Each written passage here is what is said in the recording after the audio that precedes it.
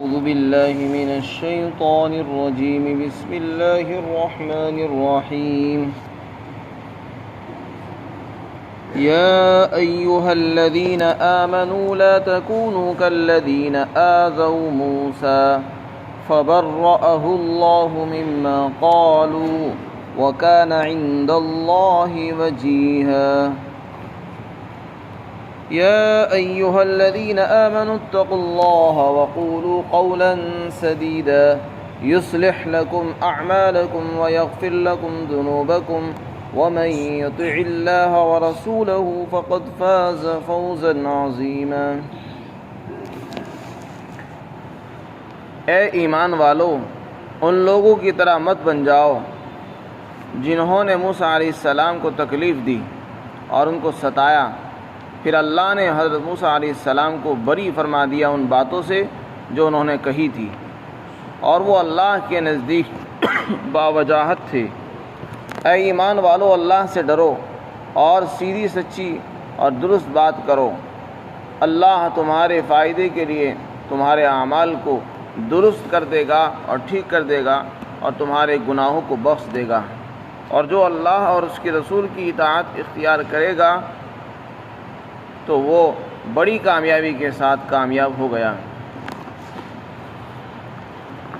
یہاں پر اللہ تعالیٰ نے ارشاد فرمایا کہ اے ایمان والو، تم ان لوگوں کی طرح مت بنو جنہوں نے حضرت موسیٰ علیہ السلام کو تکلیف پہنچائی.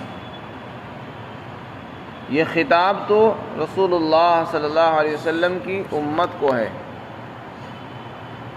اور اس امت کو یہ سکھایا جا رہا ہے اور یہ بتایا جا رہا ہے کہ دیکھو، تم سے پہلے جو نبی گزرے ہیں حضرت موسیٰ علیہ السلام، ان کی قوم نے حضرت موسیٰ علیہ السلام کو طرح طرح سے ستایا تھا اور ان کو تکلیفیں پہنچائی تھی. لہذا اے مسلمانوں، تم ایسی کوئی حرکت نہ کرنا جس کی وجہ سے نبی علیہ السلام کو تکلیف پہنچے. کوئی ایسی بات مت کہنا جس سے نبی کی ذات کو تکلیف ہو. تو تم ایسی حرکتوں سے اپنے آپ کو باز رکھنا.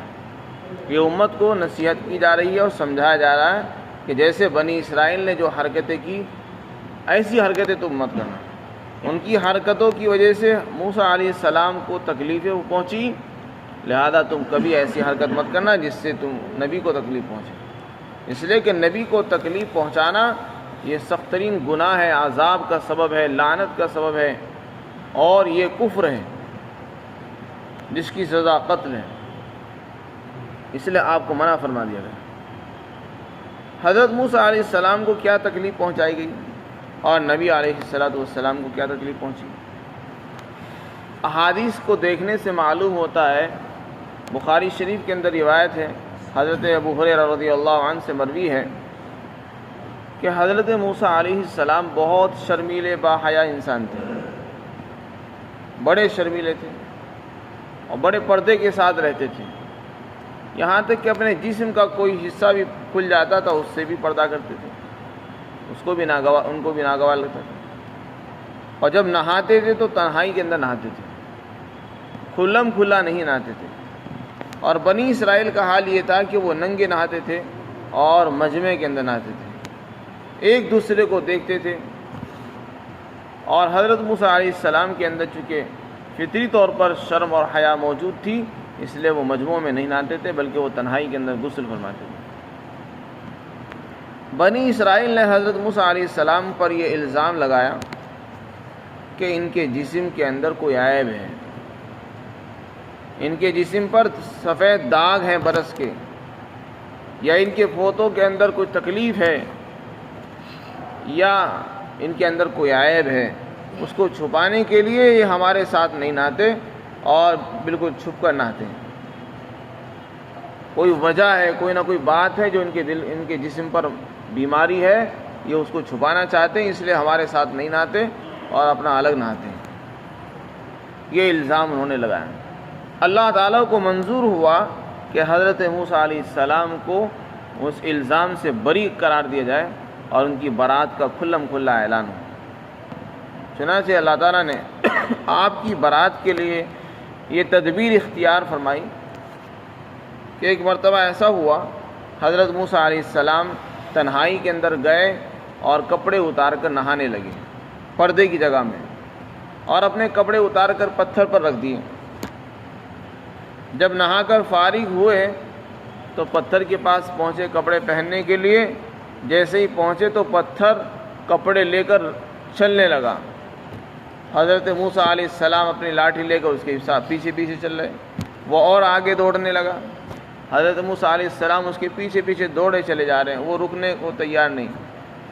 اور حضرت موسیٰ علیہ السلام کہہ رہے کہ اے پتھر میرے کپڑے دے دے، اے پتھر میرے کپڑے دے دے، لیکن وہ پتھر ایسا ہے کہ سن نہیں رہا بلکہ آگے چلتا جا رہا، کپڑے لے کر بھاگا جا رہا، اور سیدھا بنی اسرائیل کے مجمع میں پہنچا جہاں بنی اسرائیل جمع تھے، جہاں پر بنی اسرائیل کی قوم اکٹھی تھی اور جمع تھی، ان کے مجمع کے اندر بھیڑ کے اندر جا کر رک گیا۔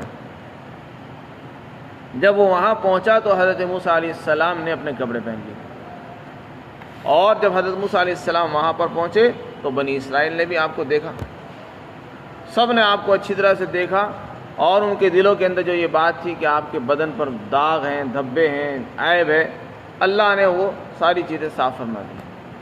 تو یہ تدبیر اللہ تعالیٰ نے فرمائی جس سے آپ کے اوپر ہونے والے اعتراضات ختم ہو گئے اور آپ کی برات ان کی نگاہوں کے سامنے ظاہر ہو گئی۔ پھر حضرت موسیٰ علیہ السلام نے اپنی لاٹھی سے اس پتھر کو مارنا شروع کر دیا۔ لکھا ہے کتابوں کے اندر کہ اس پتھر پر آپ کے عصا مارنے کی وجہ سے نشانات آ گئے، 3 یا 4 یا 5 6 7 نشانات اس میں آ گئے تھے۔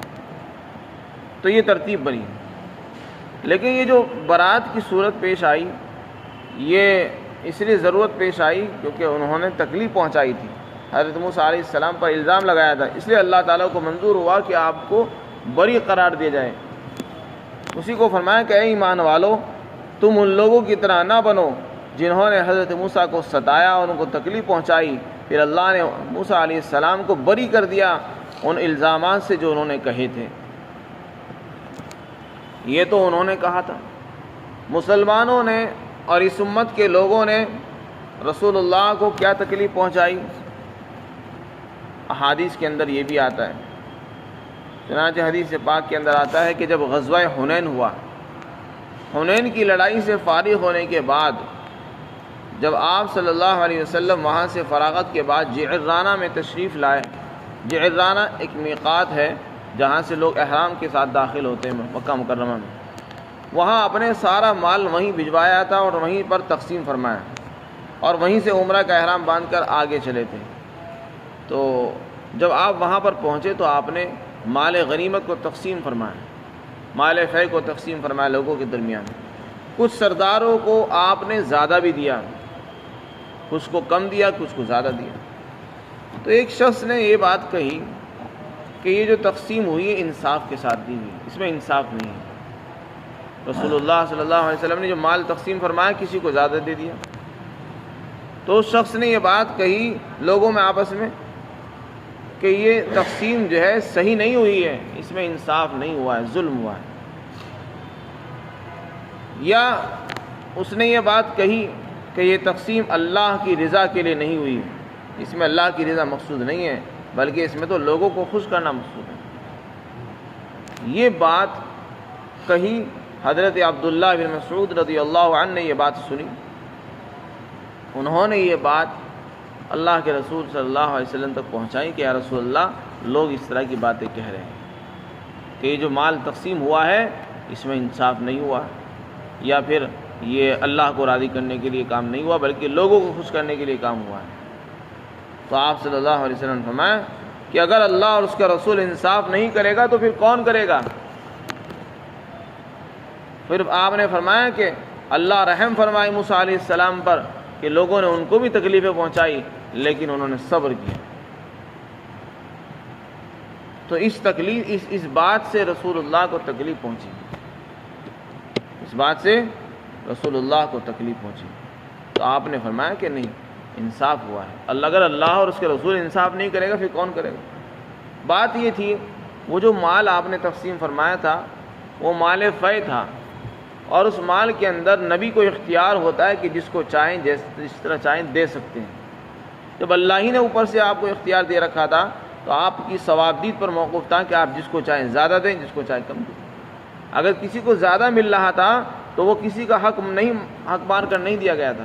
ایسا نہیں ہوا کہ ایک کا حق مار کر دوسروں کو دیا گیا، یا ایک پر ظلم ہوا دوسرے کے ساتھ انصاف ہوا، نہیں، بلکہ آپ کی مرضی تھی اور اللہ نے آپ کو اختیار دیا تھا کہ اس میں سے آپ جس کو چاہیں جتنا چاہیں دے سکتے ہیں، تو آپ نے اس اختیار کا استعمال فرمایا اور اس کو تقسیم کیا. لہذا یہ کہنا ہی ظلم ہے کہ آپ نے انصاف نہیں کیا ہے.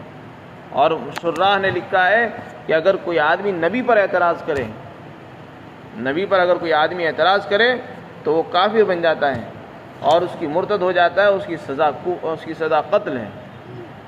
تو اس آدمی کو قتل کرنے کا آپ کو اختیار تھا، لیکن اللہ کے نبی نے اس کو قتل بھی نہیں فرمایا، مصلحتاً چھوڑ دیا، کیونکہ اگر میں اس کو ماروں گا تو لوگوں کے دلوں کے اندر غلط فہمیاں پیدا ہو جائیں گی کہ دیکھو محمد صلی اللہ علیہ وسلم تو اپنے ساتھیوں کو ہی مار دیتے ہیں. اگر ایک آدمی نے صحیح بات کہہ دی تو اسی کو مار ڈالا، تو آپ نے ان کو قتل نہیں کیا. تو اس طرح کی باتیں رسول اللہ صلی اللہ علیہ وسلم کو پہنچائی گئی. کبھی منافقین کی طرف سے تکلیف دہ باتیں کہی جاتی تھی، کبھی کسی اور کی طرف سے کہی جاتی تھی. کبھی آپ کی ازواج مطہرات پر تہمتیں لگائی گئی، حضرت عائشہ کو پر تہمتیں لگائی گئی، اس سے بھی نبی کو تکلیف پہنچی وغیرہ ذالک. تو اس لیے مسلمانوں کو اور تمام امت کو اس میں نصیحت فرمائی جا رہی ہے کہ نبی کی شان میں یا نبی کے علاوہ ان کے گھر والوں کی شان میں کبھی بھی وہ ایسی بات مت کرو جس سے نبی کی ذات کو تکلیف پہنچتی ہے، اس لیے کہ یہ کفر ہے. بنی اسرائیل نے بھی ایسا کیا تو پھر اللہ تعالیٰ نے ان کو بری فرما دیا. آگے ارشاد فرمایا کہ موسیٰ علیہ السلام تو باروب آدمی تھے، ان کا روب تھا، جلال تھا. پھر آگے مسلمانوں کو خطاب کیا کہ اے ایمان والو، دو حکم دیے گئے. اے ایمان والو، اللہ سے ڈرتے رہو، اور دوسری بات صحیح بات کرو، درست بات کرو. اللہ سے ڈرو اور صحیح بات کرو. قول سدید کے کیا معنی ہے؟ حضرت عکرمہ فرماتے ہیں کہ اس سے کلمہ لا الہ الا اللہ کہنا مراد ہے. مفسرین نے لکھا ہے کہ اس میں ہر دین کی بات داخل ہے اور اس میں ہر سچی بات، صحیح بات اور درست بات داخل ہے. یعنی جب آدمی جب بھی بات کرے تو سچ بولے، صحیح بولے اور ٹھیک بولے، غلط بیانی سے کام نہ لے، ہیرا پھیری نہ کرے اور درست بات کرے، دین کی بات کرے. اور لا الہ الا اللہ کہنا بھی اس میں مراد ہے. یہاں پر اللہ نے پہلے ایک حکم دیا، اس کے بعد دوسرا حکم دیا. پہلے فرمایا تقوی اختیار کرو اور صحیح بات کرو. علماء نے اسی ترتیب سے یہ مسئلہ نکالا ہے کہ جب انسان کے اندر تقوی ہوتا ہے، خدا کا خوف ہوگا تو وہ صحیح بات بھی کرے گا. اور جس کے دل میں تقوی نہیں ہے، خوف خدا نہیں ہے، آخرت کی فکر اس کو نہیں ہے، تو وہ کبھی صحیح بات نہیں کر سکتا. سچائی کے لیے ضروری ہے دل میں تقوی ہو. سچ وہی بولتا ہے جس کو آخرت کا ڈر ہے، جس کو خدا کے سامنے حاضر ہونے کا، خدا کے سامنے عدالت میں پیشی کا ڈر رہتا ہے. وہ ہمیشہ سچ بولتا ہے اور صحیح کام کرے گا. اور جس آدمی کے دل میں خدا کا ڈر نہیں ہے، نہ آخرت کا ڈر ہے، نہ خدا کے سامنے پیشی کا ڈر ہے، نہ خدا کے سامنے جواب دہی کا ڈر ہے، نہ جہنم کا ڈر اس کو ہے، تو پھر وہ آزاد ہے، اس کی مرضی جو چاہے کرے. وہ اس سے امید نہیں ہے کہ وہ سچ بولے گا یا صحیح بات کرے گا. جیسے کہ مشرک اور کافر انسان ہیں، خدا کا ڈر نہیں ہے، نہ خدا کو مانتے ہیں، مشرک ہیں، تو وہ ان سے کیا امید کی جا سکتی ہے کہ وہ سچ بولیں گے. پھر آگے اللہ تعالیٰ نے سچائی کا فائدہ بیان کیا کہ جس آدمی کے اندر یہ دونوں عمل ہوں گے، تقوی ہوگا، سچائی اور سچی بات اور صحیح بات کرنے کی صلاحیت ہوگی، فرمایا اللہ تعالیٰ نے ہم ان کے اعمال کو ٹھیک کر دیں گے. وہ جو بھی عمل کریں گے تو ان کے عمل صحیح نکلیں گے. ہاتھوں سے جو بھی عمل کریں گے، پیروں سے جو عمل کریں گے اور اپنے اعضاء جوارے سے جو بھی عمل کریں گے، وہ عمل ان کا ٹھیک ہوگا، غلط نہیں ہونے کا. کبھی جو بھی کام کریں گے صحیح کام ہوگا، کوئی کام غلط نہیں ہوگا. تو اعمال کی اللہ تعالیٰ اصلاح فرما دیں گے. ہم جو بھی عمل کریں گے نیک عمل بنے گا، صالح ہوگا، اللہ کی رضا کا سبب بنے گا. اور جب ہمارے دلوں میں تقوی نہیں ہوگا، سچائی نہیں ہوگی، تو پھر ہمارے عمل بھی غلط صادر ہوں گے. ہمارے ہاتھوں سے، ہمارے پیروں سے، اعضاء اور جوارے سے جو عمل نکلیں گے وہ ہمارے لیے پکڑ کا وبال کا سبب و ذریعہ بن جائیں گے۔ تو اگر ہم اپنے اعمال کو ٹھیک کرنا چاہتے ہیں تو سچ بولنا سیکھیں، سچائی سے اعمال بھی ٹھیک ہو جاتے ہیں انسان کے۔ پھر دوسرا فائدہ بیان کیا کہ اللہ گناہوں کو بھی بخش دیتا ہے، سچ بولنے سے اللہ تعالیٰ گناہوں کو بخش دیتے ہیں اور انسان کے اعمال کو بھی ٹھیک کر فرما دیتے ہیں۔ پھر آگے ارشاد فرمایا کہ دیکھو اللہ اور اس کے رسول کی اطاعت کرو۔ اطاعت کے معنی کہنا ماننا، فرما برداری اختیار کرنا ہے۔ جو اللہ کہے بس اسی کو کرو، جو رسول اللہ نے فرمایا اس پر عمل کرو، یہ اللہ اور اس کے رسول کی سچی اطاعت ہے۔ قرآن کریم نے اللہ اور اس کے رسول کے کہنے ماننے کو معیار قرار دیا کامیابی کا، اور یہ فرمایا کہ جس آدمی نے اللہ کا کہنا مانا، رسول اللہ کا کہنا مان لیا، بس وہ بڑا کامیاب ہو گیا، اس کو ایک بڑی کامیابی حاصل ہو گئی، فوز عظیم۔ دنیا کے اندر تو لوگوں نے اپنی اپنی کامیابیوں کے مختلف معیار اور کسوٹیاں بنا رکھی ہیں۔ کسی کے نزدیک مال کی زیادتی، مال کا زیادہ مل جانا کامیابی کی علامت اور دلیل ہے، کسی کے نزدیک وزارت اور کرسیوں کا اور عہدہ اور منصب کا ملنا یہ کامیابی کی علامت ہے، اور کسی کے نزدیک حسن اور جمال کامیابی کی علامت ہے، کسی کے نزدیک جائیداد کا، زمینوں کا مالک ہونا یہ کامیابی کی علامت ہے۔ تو لوگوں کے نظروں میں اور ان کی نگاہوں میں کامیابی کے معیار الگ الگ ہیں، لیکن اللہ نے قرآن میں کہیں بھی مال کے زیادہ ہونے کو، عہدے اور منصب کو، وزارت کے ملنے کو یا جائیداد کے زیادہ ہونے کو کامیابی نہیں فرمایا۔ کامیابی اگر کسی کو فرمایا تو فرمایا اطاعت کو۔